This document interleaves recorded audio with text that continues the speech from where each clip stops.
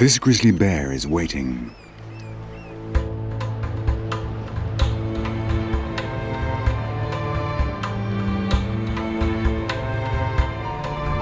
Waiting for the treasure the incoming tide will bring.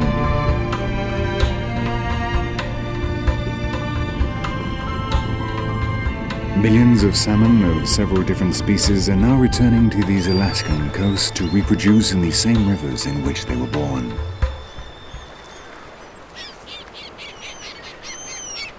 If they get there.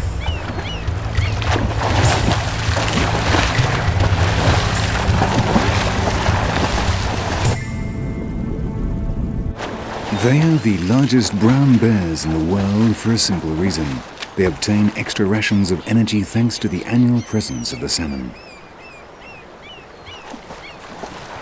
The cat sets in motion a basic process in the life of all survivors on planet Earth.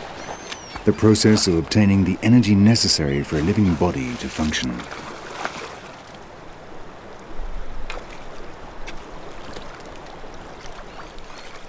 The energy brought by the salmon from the sea will not be used for the purpose it had intended.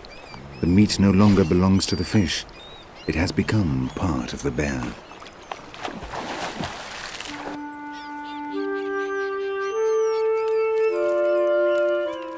The energy used by the bears to walk here every year is more than compensated for by the energy obtained, so much so that individuals literally cannot assimilate such enormous quantities of food. But killing does not always bring such rich rewards.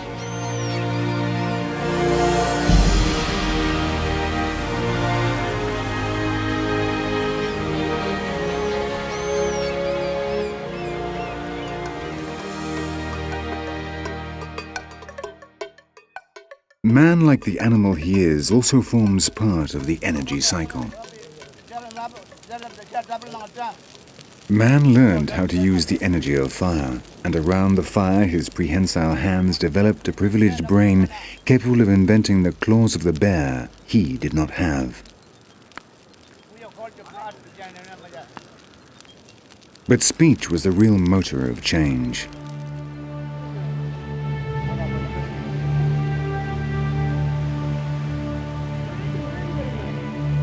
Through language, inventions were passed on from generation to generation, making it possible for humans to colonize the earth as they were able to obtain energy from other living beings, wherever they were.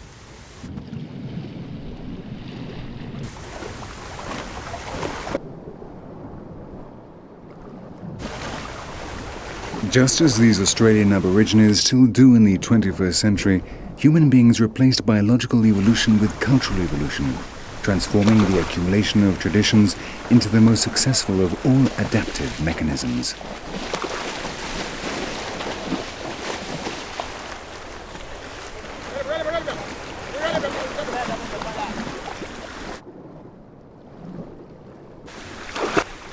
The final aim of all this is precisely the same need that spurs the bears on to catch the salmon, to obtain energy in an efficient manner.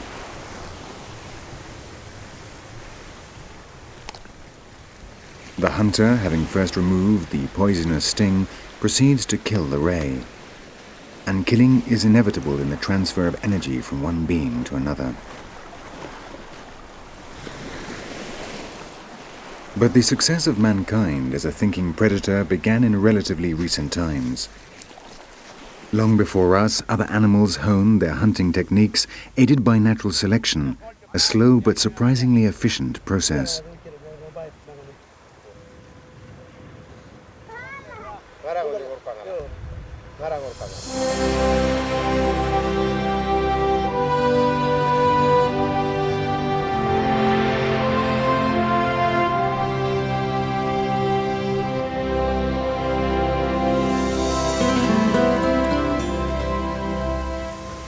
On the Galapagos Islands lives a bird that is a good example of natural selection, in this case to catch fish, the brown pelican.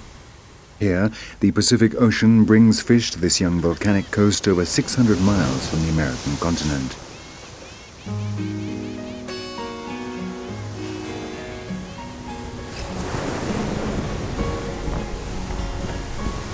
The method would appear to be simple.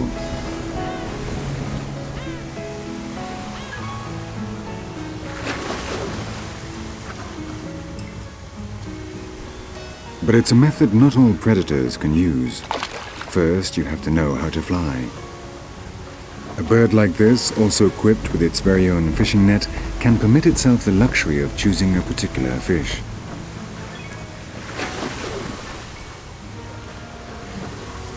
Since the reptiles ruled over the earth, birds have without a doubt achieved the most spectacular anatomical adaptations when it comes to fishing, not only here in Galapagos, but throughout the planet.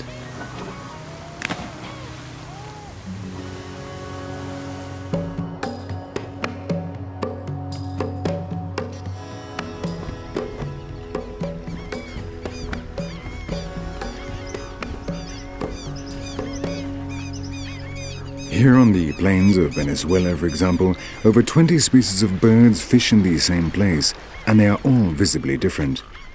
It would seem impossible for any fish to survive such a constant onslaught, but they do, and there is food enough for everyone.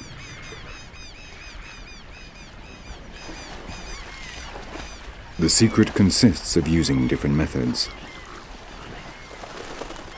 Some gather together and beat the water with their open beaks, using their sense of touch. Others work alone.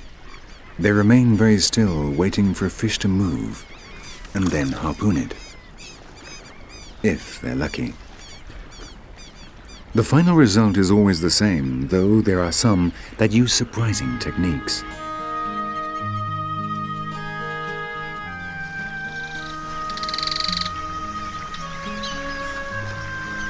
The cicabill cuts the surface of the water with its lower jaw, which, unlike most birds, is longer. It has to avoid the obstacles and the alligators, but the system works.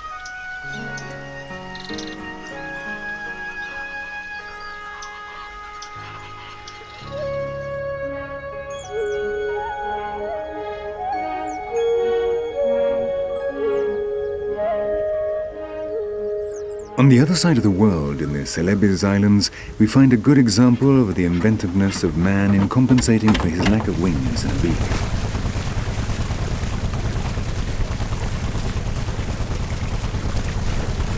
They are the bahau. They are fishing with kites, an ancient method to which recently has been added the advantage of outboard motorboats, but essentially has remained unchanged for hundreds of years.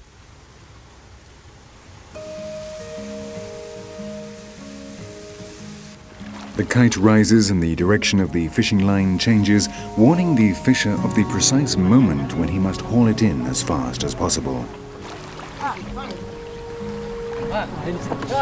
Now, with a last effort, a large needlefish comes out of the water for the last time. But there are other human populations who, though they live far from the sea, also eat fish.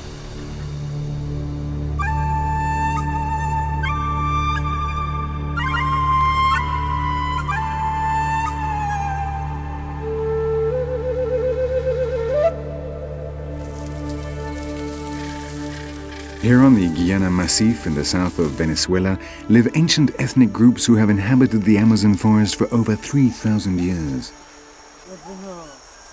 The Sanama, the Yacuanas, or the Maquiritare know that this particular liana contains a very special substance. They call them barbasco, and after cutting them, they carefully crush them to extract the sap.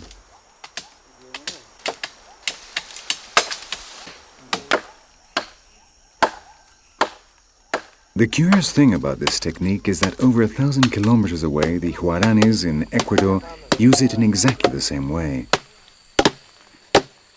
They are two completely different ethnic groups, but they have in common a profound knowledge of the jungle in which they live.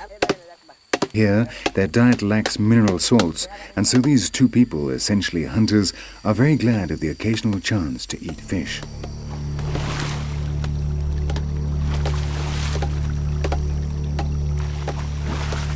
The barbasco simply absorbs the oxygen in the water, forcing the fish to come to the surface. There are small pools left behind by the river, and normally there are not many fish, and those there are very small. But they are grateful for this occasional and very valuable variation in their normal diet, even if it provides relatively little energy.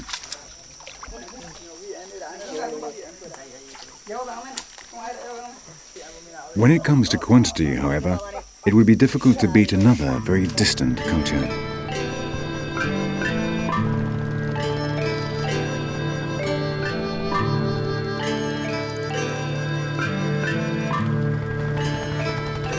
In the Mekong Delta in Vietnam, this family is heading home to their house built on the river itself.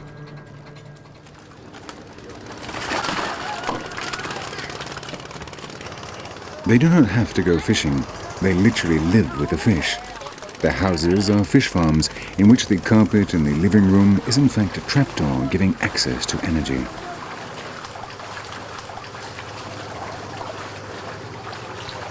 The entire family participates in looking after and feeding the fish imprisoned beneath their home.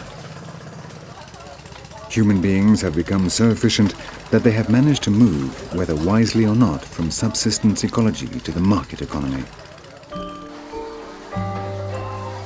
The excess energy can then be exchanged for other goods or for money. In any case, the ultimate aim of all processes has not changed in the slightest. It is a question of eating the body of another animal in such a way that the effort is worth it, that the final energy balance is positive.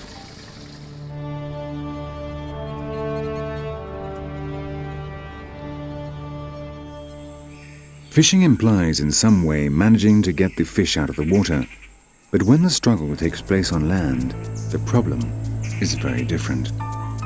Out here, the hunter and the prey share the same surroundings, breathe the same air.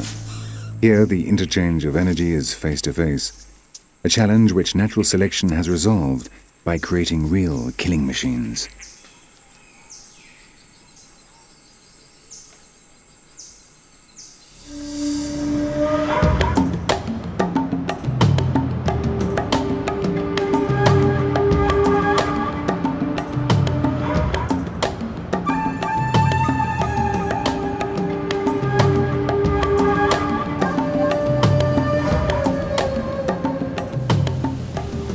In the Amazon forest live some of the most famous assassins of all.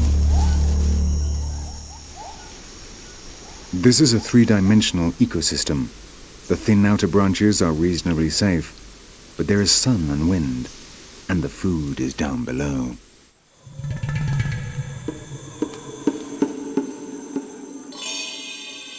Down there where the shadows have eyes, where sight is unimportant and everyone is in fact listening. On each branch awaits a feast or death. Everyone wants energy their bodies can use. Predation means catching with violence, the only language that evolution has taught the felines like this one.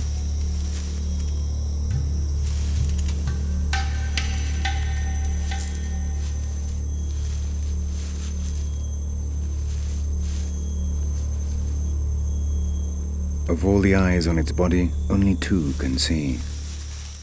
Remaining absolutely silent, it waits for something to make a mistake, a slight, subtle rustle which will betray the presence of potential prey.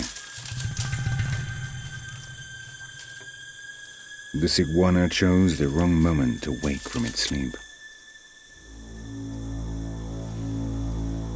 The eyes of fear have found him, but he still hopes to remain unnoticed, camouflaged against the ground.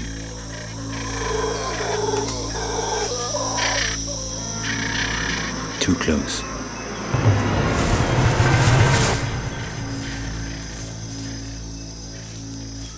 This hunter is an ocelot, but it could be any of the dozens of species of highly specialized predators that live on Earth. Their numbers are insignificant compared to those of their prey, but nonetheless their role in evolution is vital because it is they who decide who will live and who will die.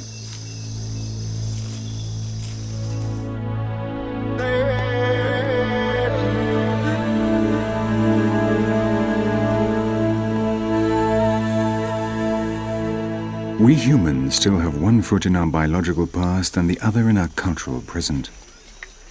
As man evolved as a hunter, he gained free hands to create tools. This led to an increasingly large brain, finally making possible the appearance of language. Then, like these Huranis in the jungles of Ecuador, we were capable not only of inventing darts and blowpipes, but also of coating them with poisons obtained from nature.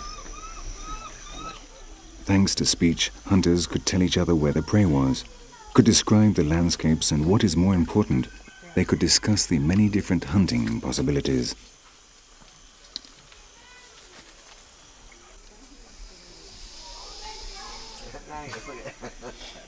Our hands developed in order to grab onto the branches, and our stereoscopic vision arose from the need to measure the distance between one trunk and another.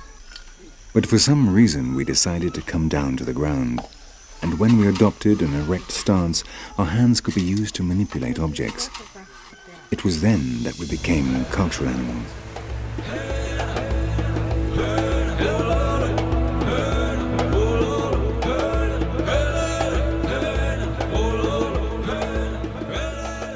And that happened here, in Africa.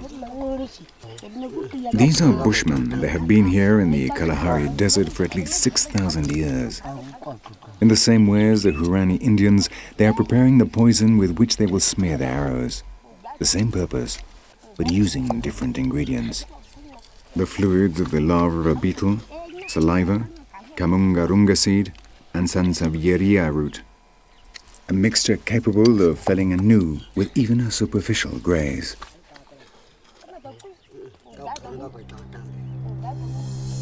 Throughout the world, Homo sapiens found a way to kill more and better, which made him the perfect predator.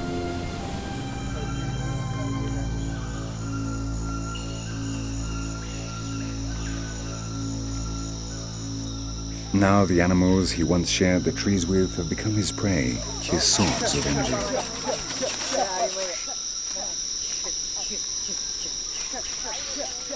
Man hunts in large groups in a coordinated manner with a vast knowledge of the behavior of other animals.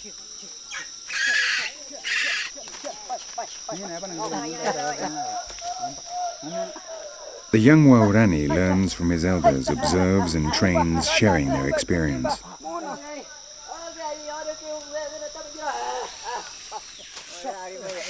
Not even the ocelot could catch a monkey high up in the trees, but the Huarani's blowpipes can launch the poison up into the very highest branches. And what is more, they are silent, so if one hunter fails, the master, the cultural predator, can still shoot.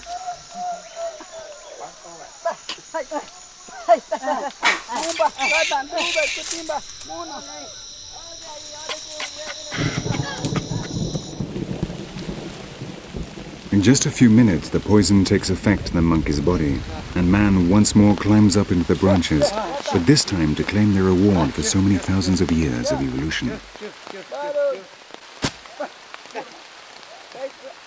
Cooperative hunting brought with it other consequences.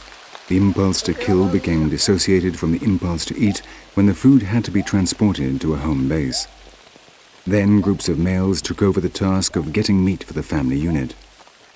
Sharing the journey, risks and strategies forged loyalty among them.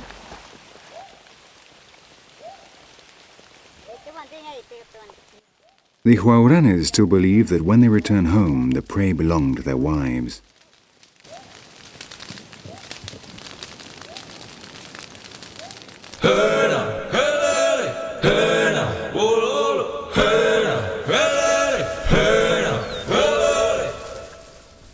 On the other side of the world, in Namibia, the Bushmen are also starting a day of hunting, but in very different surroundings.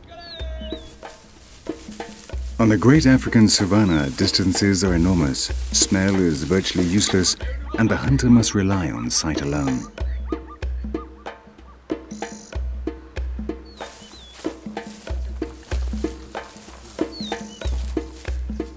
Sight, and of course experience and knowledge of the terrain.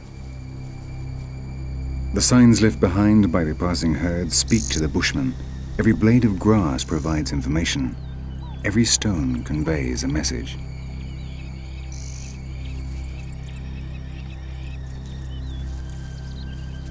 4 hunters represent 4 families, and they need large prey in order to ensure the energy balance is positive.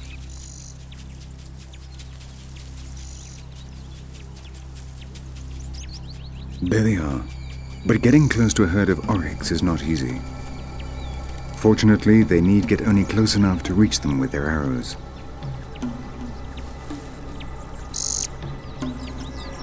Again, the silence of the arrows is a major advantage.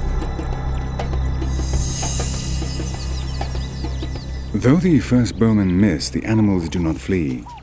There is merely a slight commotion. It's simply a matter of waiting until they calm down, then trying again.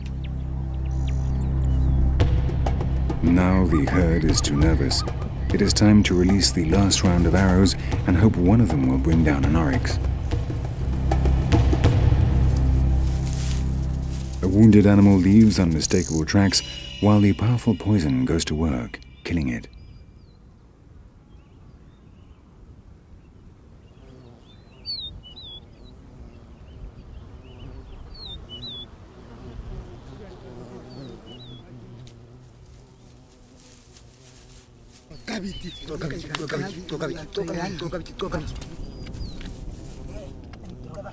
The long-awaited moment has arrived. For at least 100,000 years, this scene has been repeated countless times in Africa. As quickly as possible, they have to cut up the oryx to be able to carry the greatest quantity of meat back to the village before the flies and the hyenas claim their share. The great predator, the triumph of the brain over the claw and the hoof. Fresh meat, energy to enable the body to function. The essence of life and of death. But man the hunter went further still. He needed to find meaning beyond his stomach and advanced further than any other animal had ever gone. With the blood of his prey, the ancient human clans began to think of the possible existence of superior forces, and the religious predator was born, the quintessence of human curiosity.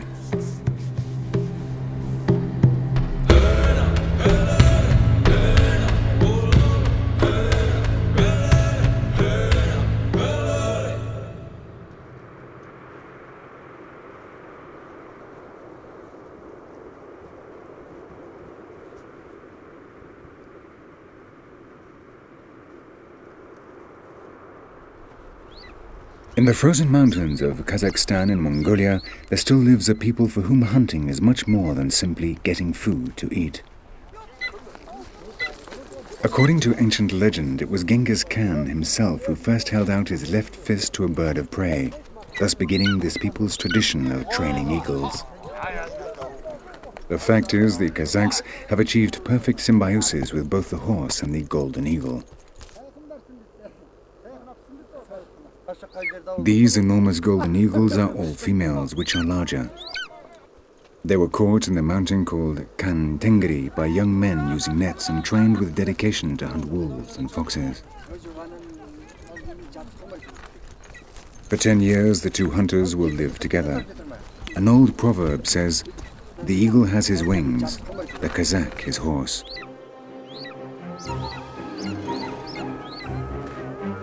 A fox, immediately what for man is merely a dot on the horizon, alerts the visual brain of the eagles when their hoods are removed.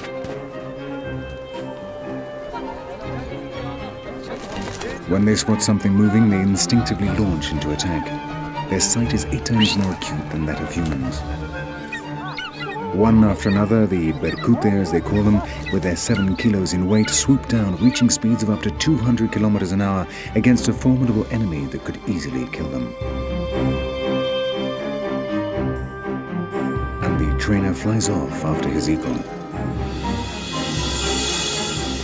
After 10 years together, the Kazakh will release his eagle, which will live for another 20 years in freedom in the mountains of Mongolia.